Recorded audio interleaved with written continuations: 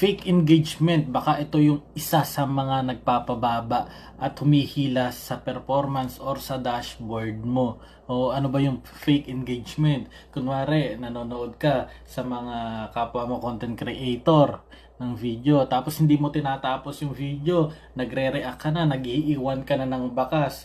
Kung sino yung nag-react, sino yung nag-iwan ng bakas, tapos ginawa nga niya yung ganitong proseso, ginawa niya yung ganitong style, siya yung naapektuhan, nababa yung engagement mo, yung performance mo, baka nagpupula pa itong mga dashboard mo.